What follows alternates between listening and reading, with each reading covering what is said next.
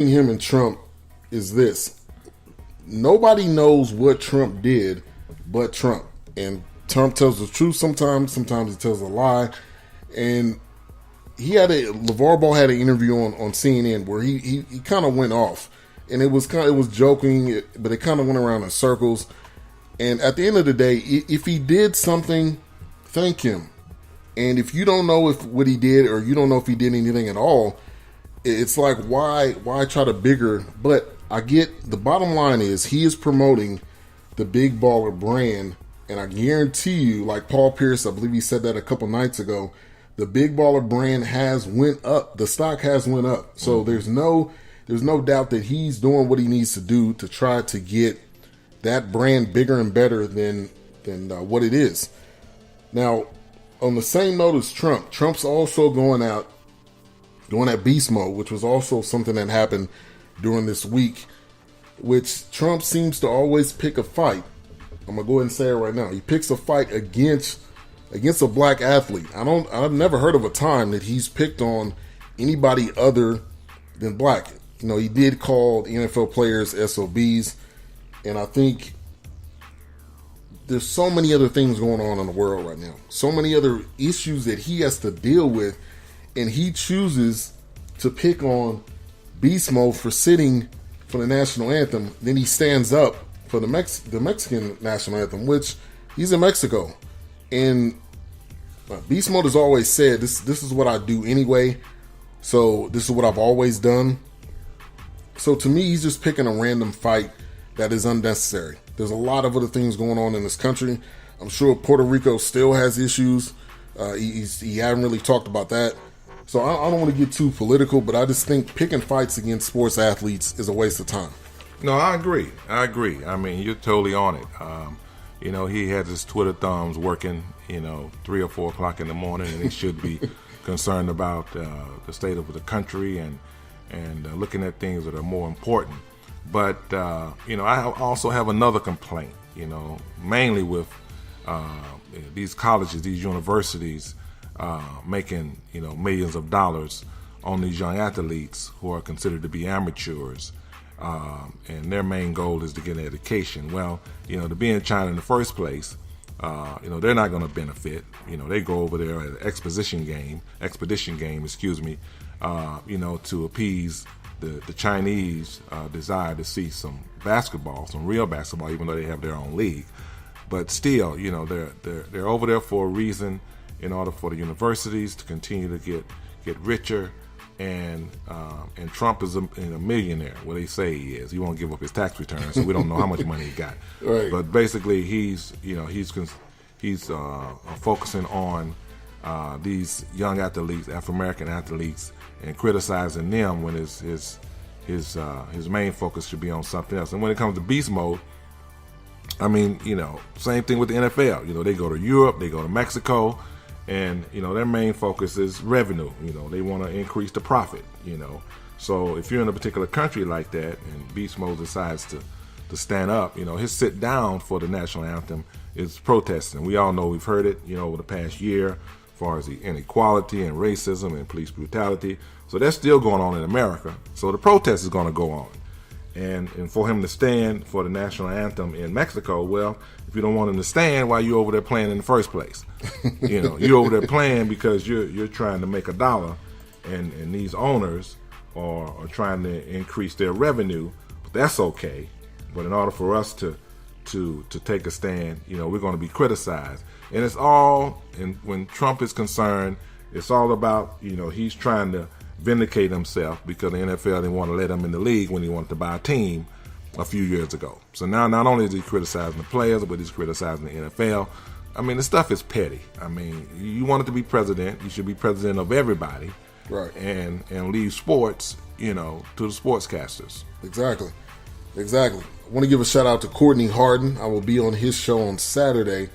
And The Real Deal with Courtney Harden. Go check that out.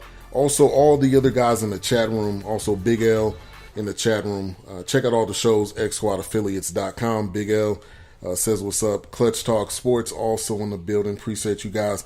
I will not have a call-in line, but if you got any questions, put them in on the chat room. Would love to answer them. Big L says, "Speak truth, Dad." So appreciate that. So the other thing I wanted to talk about as we move from the orange guy, or number 45 is what a lot of people call him.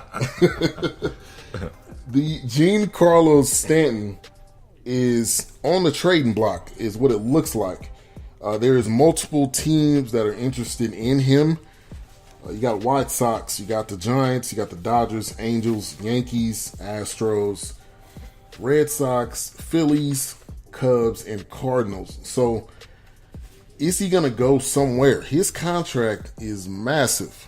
The amount of money that he makes, I believe he just signed a new contract not too long ago. So you look at them trying to make a deal for him.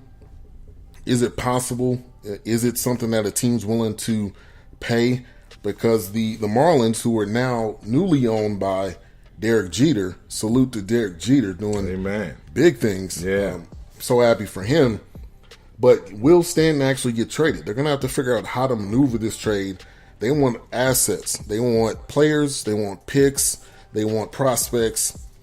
Out of all these teams, who do you think Giancarlo Stanton is going to go to? Well, let me say this. I mean, this guy, 28 years old, amen, he's on the downside, but of almost $300 million, assuming he doesn't exercise his opt-out for the 2020 season. So he's got a massive commitment, legendary power. I mean, this guy is a show enough, couple years, Grand Slam, home run champ, but he has a full no trade clause. So I'm gonna just skip through all of those teams you just mentioned, and I'm gonna jump to my main team is the San Francisco Giants. Okay. While we was there for 35 years, sometime my son forget where he was born and raised, but that's all right. I understand he's in Texas now. But San Francisco Giants, when you look at his home runs, I mean, they lost 98 games last year. They were 64-98. And they had 128 home runs. That's the whole team. 120 home runs. Stanton had 59 home runs. He had almost half of what the Giants had. And the number 2 in slugging percentage for the Giants was Mad Bum. If y'all don't know him, he's a homeboy of mine from North Carolina, Madison Bumgarner. He was number 2 in slugging percentage. So the Giants definitely need him. They're in the running, but I know they're between them and the Cardinals, I think, and the Phillies and the Red Sox, those 4. But mainly the Cardinals, they're also talking to him as well. But you look at their record, 83-79, they had 195 home runs as a team. So I think, Philly is kind of in the Giants' Rams, 66 to 96 wins and 174 home runs. So basically, I'm, hoping that the Giants will go ahead and make that trade and do what they need to do to get another home run hitter in there. The Dodgers in the World Series, the Yankees were in the pennant race. Cubs was a champ. They broke the curse, after 100 years. So the Giants, we missed our odd year World Series appearance. So I'm hoping the Giants definitely get them. It's possible. It is possible. Once again, you're tuned into the BS3 Sports Show. In studio guest, none other than my father, Ben Jr. We got Jay Fish in the building, the Eagles fan. Y'all can keep winning, that's fine, because our season's pretty much over with. But I hope that y'all make it all the way to the Super Bowl and you lose to the Patriots. That's all I'm about to say. So on to the next topic from this week. Morgan, who is an announcer, I can't remember his first name. I don't know if you remember his first name. Jeff Morgan, or he used to play baseball, but he says keep PED users out of the Hall of Fame. This is a very interesting. Joe Morgan. Joe Morgan, okay. Exactly. Joe Morgan. It's a very interesting topic because you have Mark McGwire, you have Barry Bonds, you have Sammy Sosa, who is all of a sudden turned white. I don't know how that happened. That's a whole other story for a whole nother day. But what's your thoughts on this? Because I want to see Barry Bonds in. Barry Bonds was not always on steroids, just as, well, I don't know, McGwire probably always was, but Barry Bonds was not always on steroids. But I definitely want to get your opinion. Do you think PED players should get into the Hall of Fame? That's a tough one. Joe Morgan, he's old school, and he's looking at the past on how tough it was for them to break into the major leagues, especially as an African American baseball player. And now when you look at those that are using enhancement drugs, how they're breaking records and hitting balls longer than they ever been before, and this last year was another record breaker as far as the number of home runs that were hit. But, you know, when you look at the actual athlete and what he has to go through to make it to that level, and also how he has to produce what he's producing, I don't think they should keep him out because of PED use. I really don't. You know, Major League Baseball, they, you know, drug their feet on the testing. They drug their feet on making sure that whoever was using illegally was punished accordingly. So by them not taking a stance early enough, of course, the players are going to do what they needed to do to continue to play because they're concerned about their careers, concerned about their paycheck. So, you know, it's a tough one. I understand where he's coming from, but considering the wide range uses all over, you know, I don't see how you can punish a few when basically it was commonly known that most of the major league players were involved. Not all of them, I understand, but most of them was involved taking some type of enhancement. And with, you know, scientific studies today, there's different things you can use, natural things you can use that are not even detectable or tested. So that's a tough one. But, you know, like I said, I'm, you know, San Francisco Giants, you know, Barry Bonds is my man. I think he needs to get in. Yeah, I think at the end of the day, that was such a long period when that was going on. As much as people want to say, don't let these guys in, which I think part of it is people don't like Barry Bonds because he wasn't all friendly with the media. He wasn't trying to give them hugs and kisses all the time. He did not like the media. So I think a lot of this Hall of Fame stuff is because these writers don't like the players. I really don't think it has anything to do with PEDs. I just think they don't like the person, so they decide their fate. Right. Big L says the do PED to recover, not to hit the ball longer. I agree. I think that's true. I think also you look at the marijuana thing that I think is going to completely flip the country. It's continuing to do it now, but I think it's also going to flip the NFL because they use that as a recovery thing. I don't think they just do it because they want to get high, but their bodies go through so much that they use that as a recovery. So we'll see what happens there. Also, shout out to Mandeleon in the chat room, X Squad affiliates. Appreciate you. DJ Queen, if I didn't say that already.